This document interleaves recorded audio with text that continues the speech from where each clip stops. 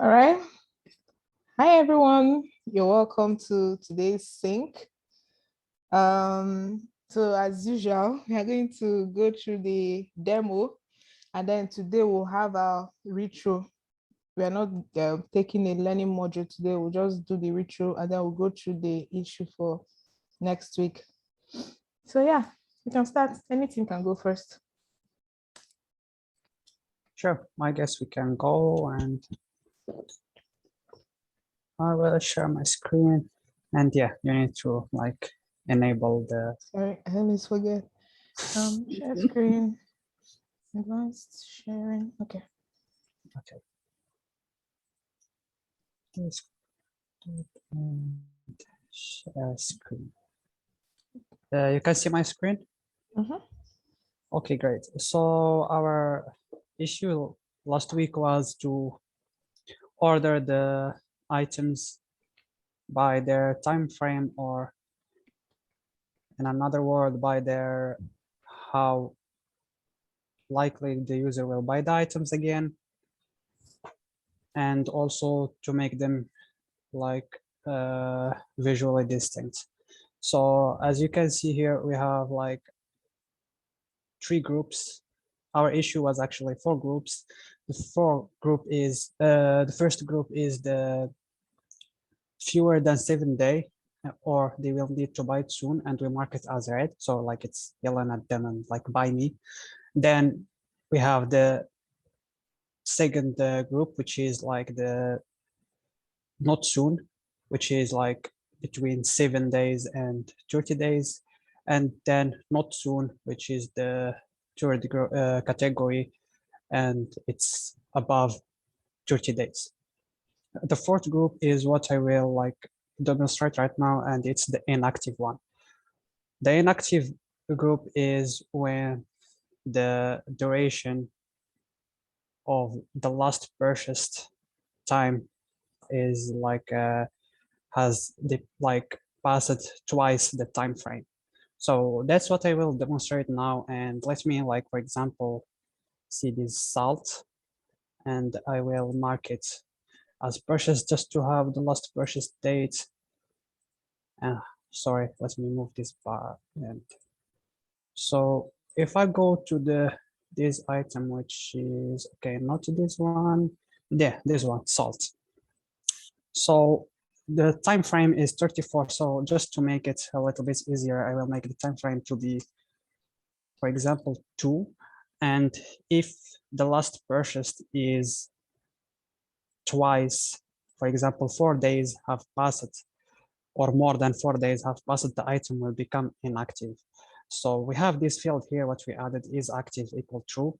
And if we changed the last purchase to be, for example, the like 10 May, then, and today is 15 May, that means 5 days passed, which is more than twice the time frame.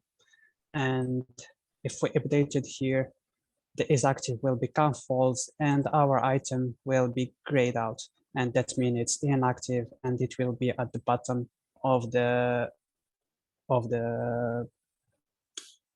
list. Sorry. And another thing that we did is we ordered them alphabetically. So the chocolate and eggs, I believe they have the same time frame. Let me just check real quick. So yeah, the chocolate have 9 days time frame, and also the eggs have 9 days. So how we will order them is alphabetically, and that's why the eggs is under the chocolate. And just to demonstrate a little bit more that the inactive items are going to the bottom to the list. I should actually start with that at first, but I just went to salt, sorry. So I will just like mark this pizza like as purchased, and I will edit it real quick just to demonstrate that the inactive items are going to the bottom of the list. So what's this pizza? So here is the pizza. It has the time frame 4, so I will edit it, the last purchase, it will be twice the time frame again. So for example, more than 8 days passed. So I will, doesn't matter, I will go with 1st May, which is more, of course, then. So And here it is, it become at the bottom of the list and it's grayed out. So that is for our demo, and I will go how we did that in the code. So it was pretty much simple by the help of the order by function from Firebase. So all what we needed to do is to, in the use fetch items, to add the order by function from Firebase. And we order by the is active, which DB will talk about later. It that just this one, like this tag, if the item is active or inactive. And then we order them by the time frame, and then we order them by the item name, which is alphabetically. The only problem we had with the order by it won't work directly. So once we did it, we had an error and like we couldn't fetch the data. So we needed to console log the error message, and that give us a link to create an index for this query right here, for this query. So it's kind of weird that Firebase documentation doesn't say anything about it, but we will get, if you try to do a complicated order by many things, you will get an error that will direct you to the indexes, and there in this page you can easily like click on a button and it will create that query that will order, and that's our query. It's by the token that is just for filtering, then the is active, the time frame, and the item name. And that's it for ordering. And now I will pass it to DB to explain the colors and all that fun stuff. Okay, how I will stop sharing. There we go.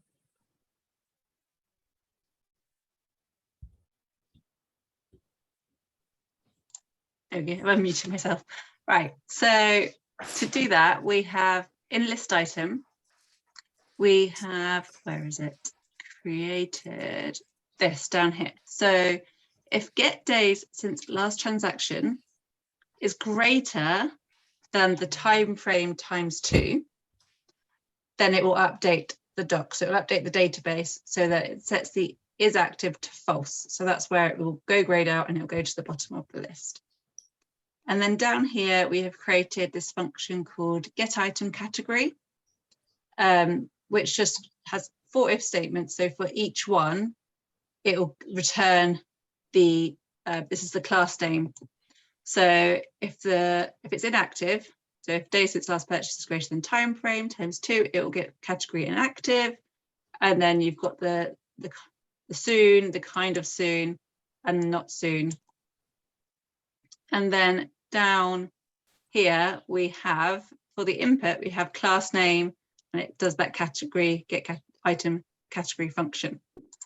So it assigns the class name to the whichever input is. So in our CSS, down at the bottom, we have got the styling for each category soon and all the way down to inactive.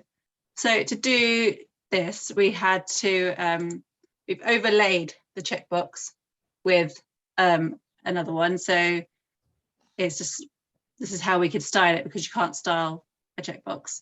So we've just made it 16 by 16, given it a pointer. We've given it background white, but then we're obviously changing it anyway further down. And then to do the checkbox, to do the little tick, we've created like a half square and then turned it on an angle, and then the colors.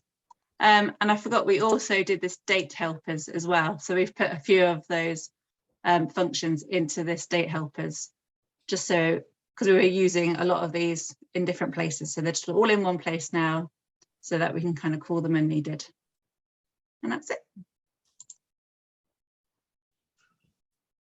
All right. I didn't quite understand the part about order by, and the one you demonstrated on Firebase. Like, you got the query for the order by from Firebase. Yeah, because when you do the order by, it won't work. It just doesn't work, and you need to create an index for it. Oh. In Yeah. Firestore. In Wow. Firestore, yeah. So at first we just got, I will share my screen real quick again. So at first we just got our custom error could not fetch data when we did the order by, and we were wondering why it's not working. So we console log the error dot message, and the error itself is a link. And when you press that link, it will direct you to this page for the indexes. It's in the Firestore indexes, this tab right here. So in here, you can like, it's telling you, do you want to create an index for this query, for this order by and all. So what it's doing, I guess it's just like combining all these fields. And then, so if we delete these, it won't work. The order by, it won't work. So the Firestore creates that for us. That's it. Wow. That is so powerful. That's why you were able Yeah. to implement the sort with just like how many words and 3 lines of code. 3 lines, yeah. I've been thinking like, how come past cohorts have not used order by if it was straightforward? Wow. Yeah, I that was didn't know Reda's about that. idea. I was going to go with sort, but yeah, you did really well. Yeah, I didn't know about that. That is so powerful. It's That is so a pretty nice. cool feature. Mhm. Yep. The only thing that I guess it's we read the documentation again and again, and we didn't find Yeah. anything Yeah. that say that you need to create an index. So I guess the handling the error was good. And seeing the error message, Yeah. yeah. And it won't be everyone that will be able to figure out the error and what the error is even talking about, and then how to create the index. That's why probably people avoid using their order by. Because if you have a functionality and you're not able to explain to me well how to use the functionality, so what's the need? It's not even like during my own time, I also found Google Firebase Firestore documentation very vague and large. Like you won't even know where to start from. It was not explanatory at all. Wow, that's so nice. Nice implementation. So the part about inactive.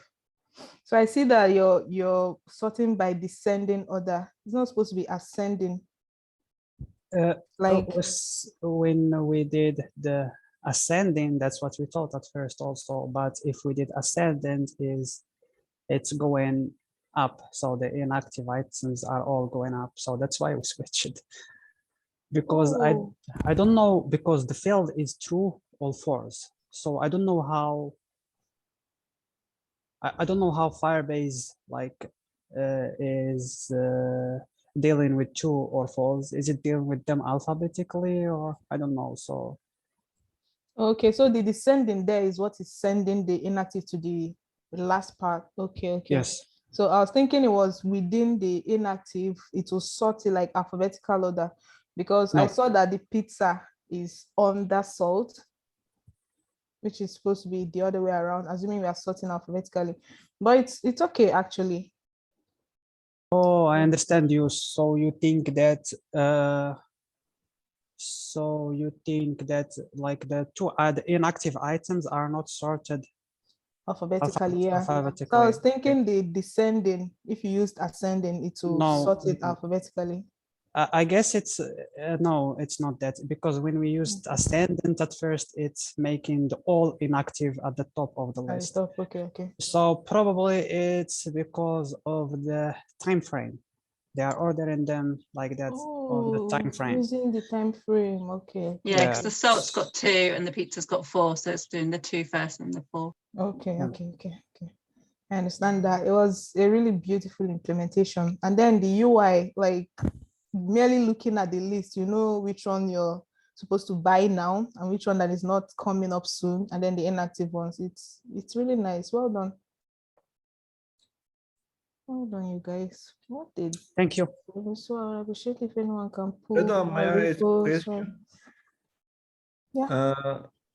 Firestore, you use Firestore indexes? but there is a single indexes in there. You write composite index. Single index not work. You try this.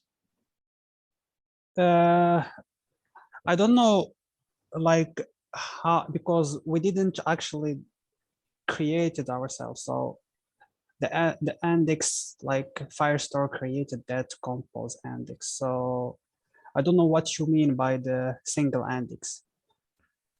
If you share your screen, Yeah, sure. another tab on in compose index sites.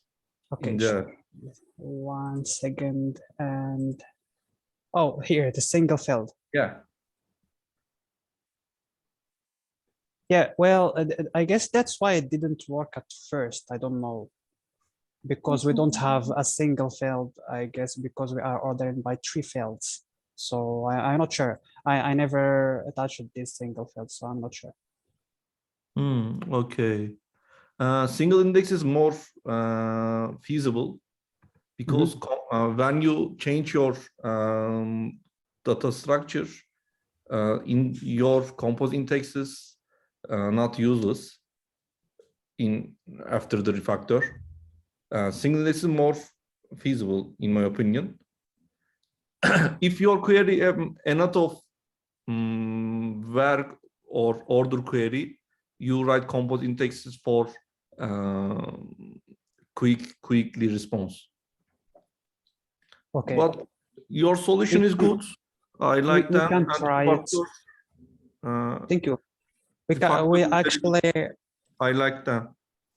Thank you. Actually, we didn't notice the single field thing here. So yeah, and you are right, because every time we change in the order by, we change in our, if we add an order by or something, the code broke. So yeah. if we just change this end and ascend, then we need to create another index for it. So maybe next week we can take a look at this. I never touched something like that. So if you try this feature, can you explain on Slack channel, or sure, everyone knows try it? Sure. Thank you. We can see. No problem. We can see about it next week, maybe. All right. Hey, Gopher. Hello, sorry I overslept, and that's why I missed the beginning. Did everybody show their demos, or is there one left? No, it was just Red and Debbie. Okay. So, Toby, are you going to present your demo? I think I'll need somebody to pull down the repo so I can, because right now there's no light and I can't use my laptop.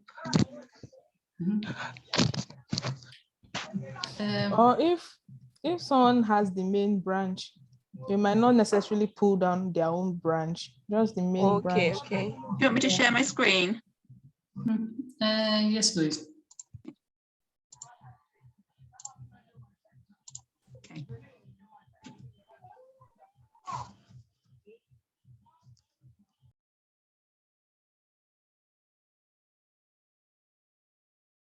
Do you want to direct me, Toby, and I can show you what you need me to... Oh yes, you can just check for the demo from my PR. If that's still available. Oh, I missed it.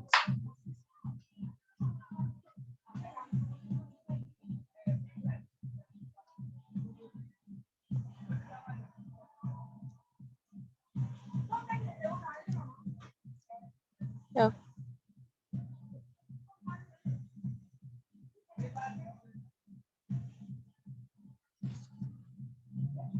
Yes.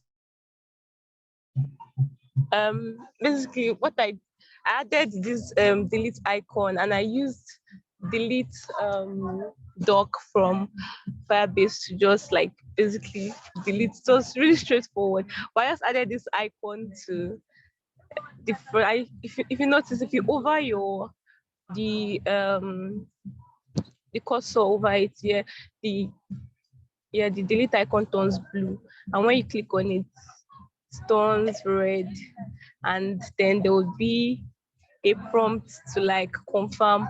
If you select OK, then the item is deleted, so basically removed from the list. But if you click cancel, it remains. So that's just it. Yeah. So when you check Firebase, the particular item that was deleted would not be in the Firestore anymore. So I don't know. I wish I would have console logged the document ID. That would have made it easier. Well, I think I just checked through, and then the item will no longer be in Firebase. The data, the list are listening to the database, so that if they are gone from the list, that means they are gone from the database. So Gone from the database means gone from the list. So it like removes it from the database and then leaves the list. So that's just, I think, okay, yeah. So my line of code starts from, so I created like a delete function, and then there's this window prompt to confirm. So if the user confirms that they want to delete the item, then I use delete doc, like delete the item using the doc ref. So I think I initially used like this delete doc accepts 3 arguments, and that is, I think, the collection, the database or something, the collection and the item ID. So I just, since it has been used before for updating, so I just created like a global constant that can be used anywhere in this list items, and then I use it to like doc ref. So that's just it. Also, if you can just scroll down a little, Debbie. Yeah. Okay, yeah. So I used an icon. Initially, I used like a button, but I changed it to an icon when so just that I used an icon. So I used an icon. So I had to like install React icons, and then I used the icon, and then I added an on-click action, and that was just. Oh, I've not talked about the styling part. So wait, just go back. So while styling this was quite difficult because the style was not even working when I gave the icon a class name. It wasn't working, so I had to like nest it into a span and give the span and a class of delete icon style. So go to app.css. That's where the styling was done. Debbie, please can you move to style app.css rather? Okay. So delete icon style, so on over, color changes to blue and the cursor changes to pointer, and I also did for when it is active, color is red, and that's just all the styling I did. So it wasn't so much.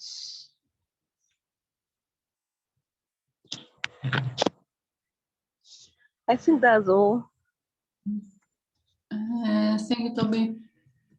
I really liked your solution. It was a simple solution for a simple problem.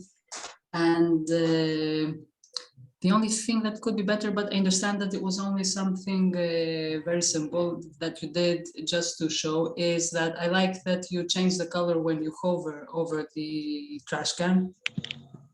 But if you didn't say that the color changes, I wouldn't notice because the blue is very similar to the black. So it would be nice if it was more obvious. But as I said, I understand that you just did it just to, show that it changes something when you hover. So great job. Thank you.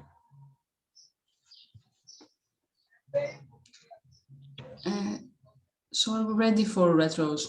I think everybody presented, right? Yep.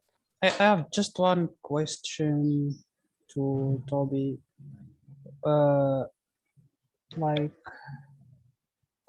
Like, I couldn't hear her good. She said that she couldn't use a button to wrap the icon. I guess it's much accessible to use a button than to use a span and give the click event to the button rather than give it to the icon itself. But she said something about the button, but I couldn't hear, so I don't know if she couldn't use it. Yeah, so I used the button initially, but when I pushed my PR, Senk like suggested I use an icon instead. So that was why I changed it from a button to an icon.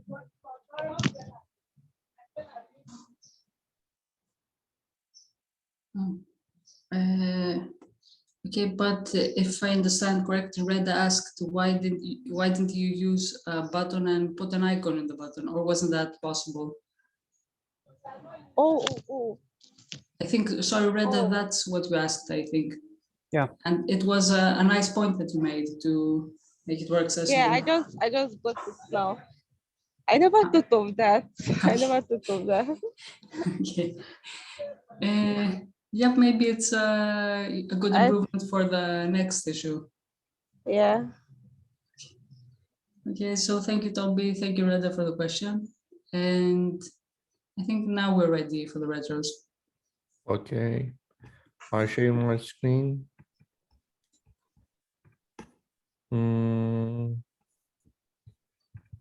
Aimaka, can you allow my screen to share? Oh, okay, you right. So sorry for that.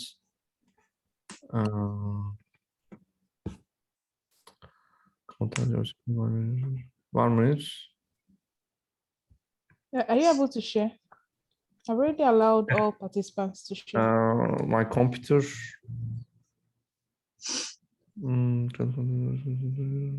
Later.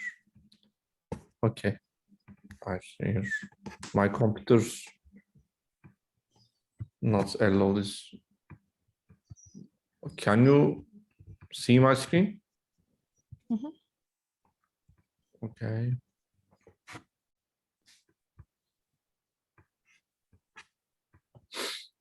And 10 minutes is enough for Kudo, what went well, what gone better. 10 minutes. Okay, is that enough? What time? Is it 10 minutes? Okay, 10 minutes. 10 minutes later, is okay. we start the retro.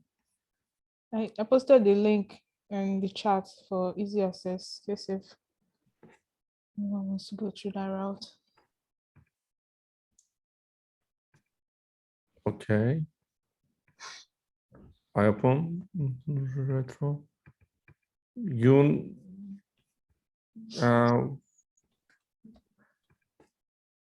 you don't screen board. Do you see board in my screen?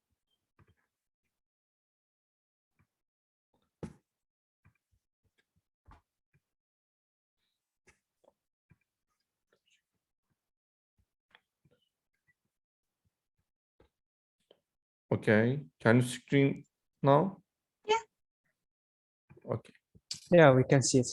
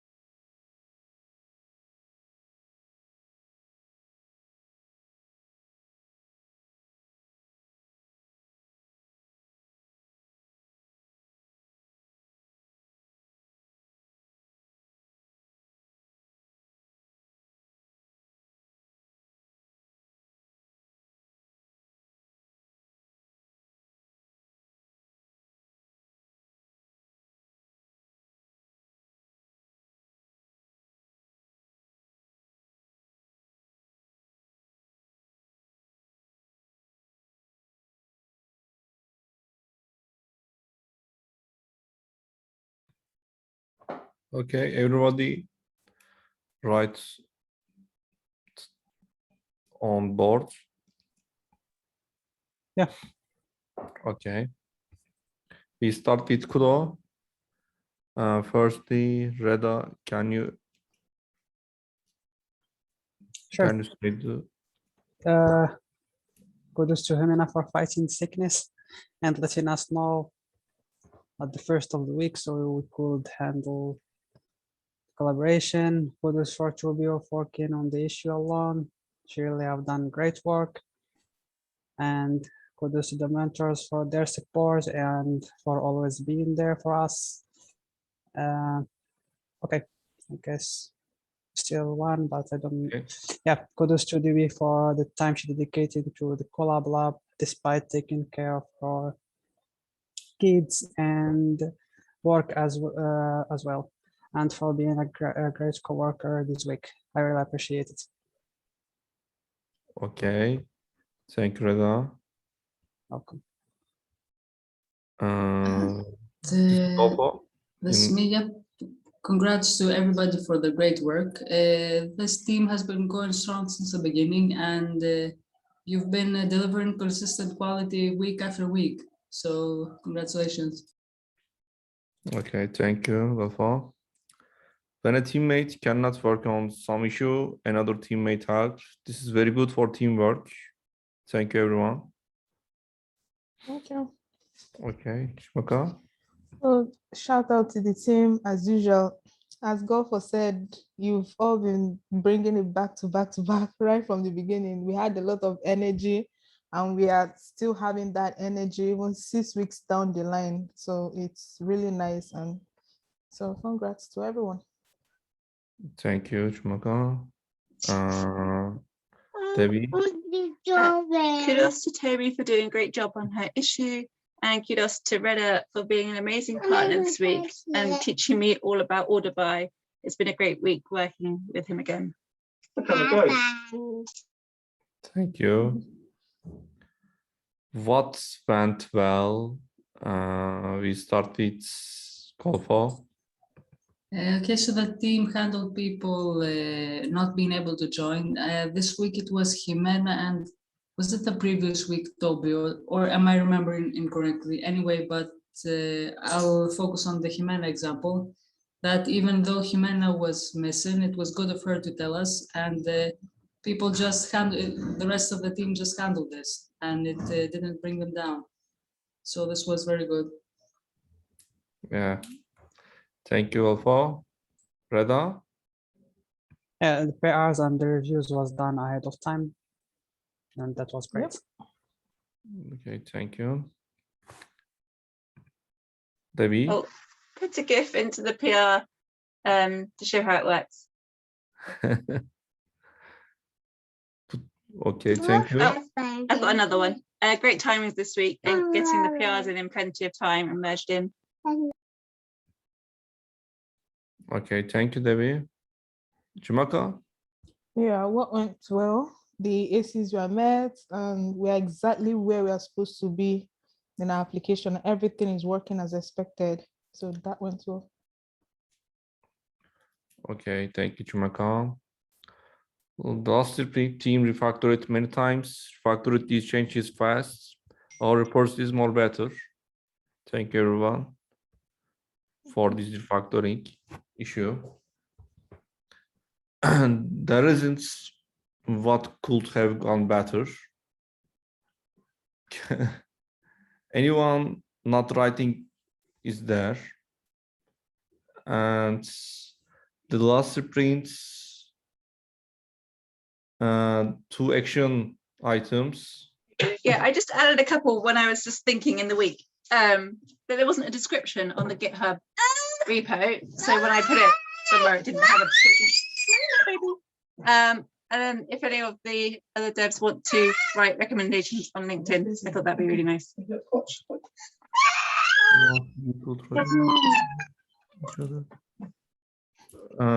It's more better if these actions writing. We not write any new action for this new retro. Okay, thank you, everyone. We go to the issues.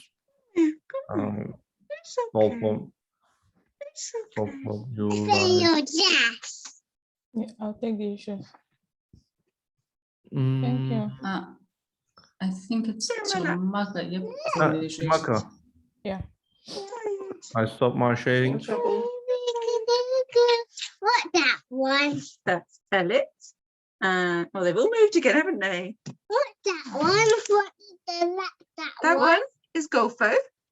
And that one's Reda. She said, Golfo's waving. You're going to wave to Golfo.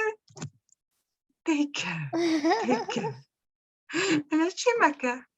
Yeah. Okay. Which one? That one? Yeah. It's red. That That one is Elliot. Elliot.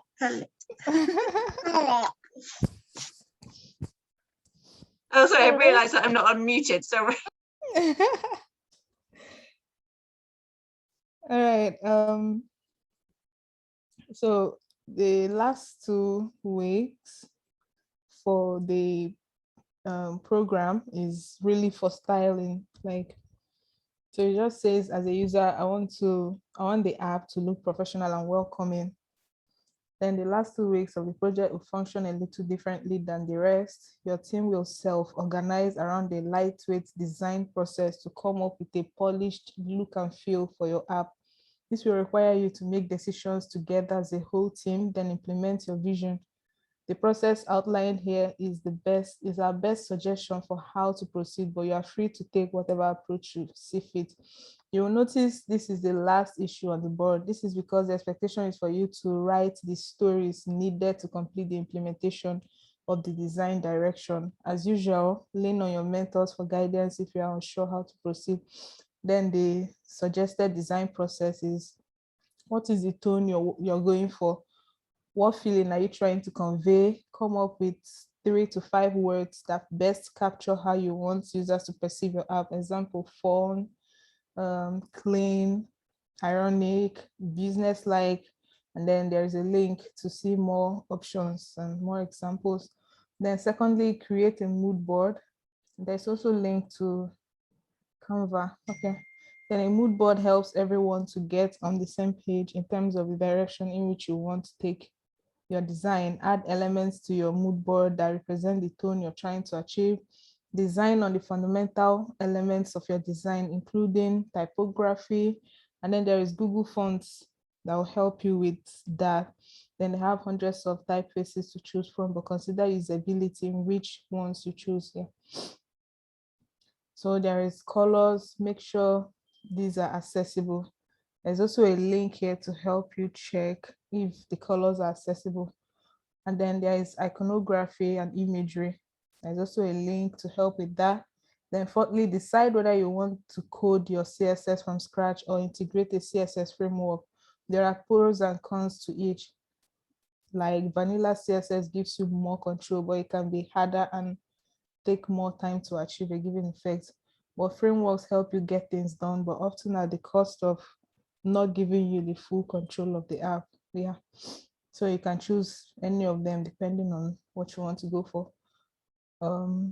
So the last point is, if you choose to use a framework, evaluate your options to make sure you pick one that will suit your needs. Consider the following: quality of documentation, ease of integration, build accessibility in mind, activeness of the community. And then quality frameworks you might consider include Bootstrap, Chakra UI, Material UI, Semantic UI, and then Tailwind CSS. Yeah, that was a lot.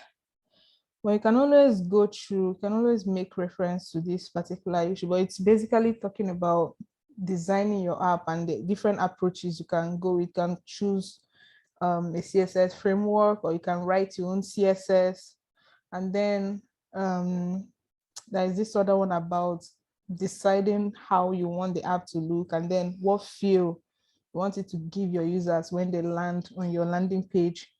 And then there are recommendations on tools, some tools like the Google Fonts for you to use. And then there are recommendations for the CSS framework too, if you want to use a framework. So yeah, usually in the past, the last 2 weeks are just for designing, and then sometimes teammates also like refactor code, like there has been something, an enhancement, not really like the functionality is not working, but it will be better in a different way other than how it is right now. You can also factor that in these 2 weeks, but it's basically to like make your app look professional and presentable. And it's going to be a teamwork. Like, we don't have groups of 2 this time around. It's going to be together. So you're going to like have your initial meeting, talk about it, and then share the tasks among you people. So when each of you now have a task, you can now come to the issues to create your own issues based on what you're working on, the task you're assigned among the teammates. So you can create a new issue based on that. And then when that is done, you can close it like how we did it before. But this time around, you're the one creating the issue based on what you want to achieve, what you want to implement. So yeah.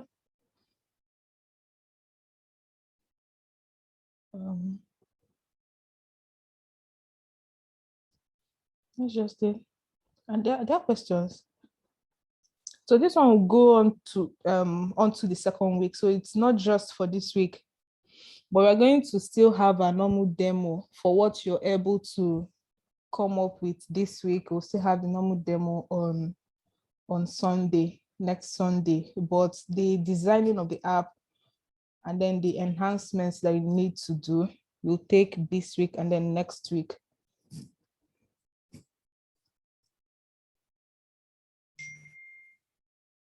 Yeah. So are there any questions about the last 2 weeks and what you're expected to do? So are we just creating one branch with all 4 of our initials on it? No. So because you're creating your own tasks, your own issues, like when you have your initial meeting, you could assign tasks. It could be in groups, it could be individually. Like Debbie, you can look at installing Tailwind CSS and setting it up. Radar can look at probably rewriting a function, enhancement, and then another person can do another thing. So because you're likely to like do it individually or in a group, you're expected to create your own issue here. And then when you create the issue, when it's time for PR, the people that worked on the issue, that's the initials that will be included in the PR and the branch. So if you're working alone, it will be your name and your initial.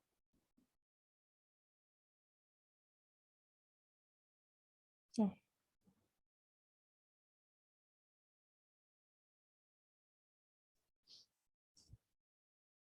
And then you can also reach out if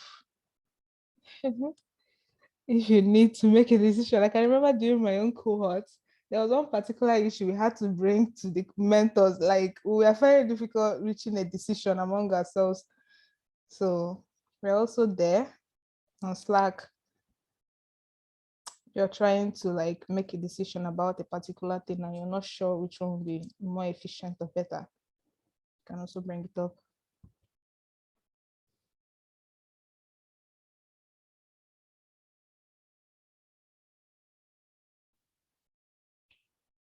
All right, I'm going to assign a few to this particular issue, but you can still go ahead and create more issues and then assign it to yourself. So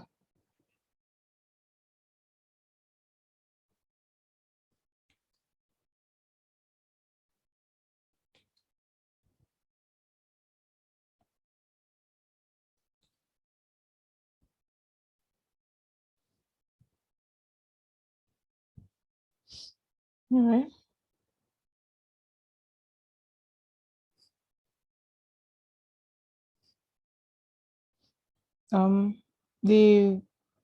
The issue was straightforward, right? There are no questions about it. All right, so guess that's it. All right, see you guys on Slack. We're going to continue there. I have Bye. Thank you. one question. See you. Bye. Have a great week. Uh,